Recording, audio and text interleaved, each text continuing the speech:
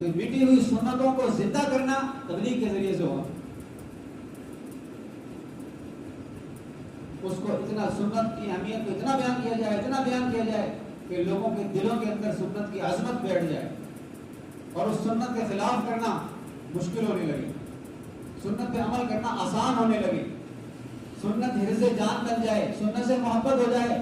اور صحابہ کرام کے وہ مقولہ مشہور ہے کہ دسترخوان پر دوسرے ملکوں کے وزراء بھی بیٹھے ہوئے ہیں, ان سے ایک نوالا گرا دسترخوان پہ, اس کو اٹھا کر کھانے لگے. ساتھ والے نے کہا کہ یہ لوگ وزراء یہ معیوب سمجھتے ہیں اسے. فرمایا کہ کیا میں ان احمقوں کی وجہ سے اپنے پیارے نبی صلی اللہ علیہ وسلم کی سنت کو چھوڑ دوں؟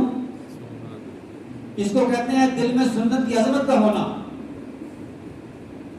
سنتوں کی عظمت ہو ہمارے دل میں, اور کہیں سنت کے خلاف کرنا پڑ جائے گو کہ وہ جائز ہی ہو تو دل میں ایک چوٹ لگے, دل میں ایک درد ہو کہ ہائے مجھ سے سنت چھوٹی.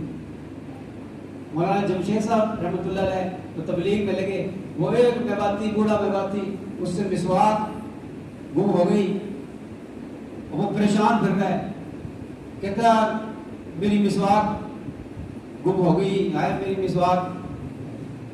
مولانا نے کہا مسواک گم ہو گئی تو کیا ہوا, وضو تو ہو جائے گا.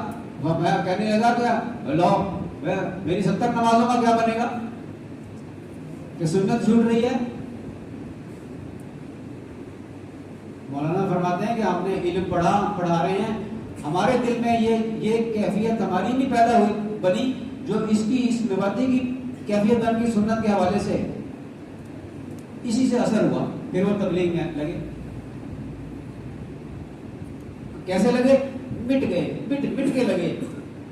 حاجی عبدالوہاب صاحب کی ڈانٹیں تو الگ رہی, مکے بھی کھائے. اتنے بڑے عالم. اس کو کہتے ہیں سنت کو زندہ کرنا. اس میواتی کی تڑپ نے علماء کے اندر مسواک کی سنت کو زندہ کر دیا. اس کو کہتے ہیں سنت کو زندہ کرنا.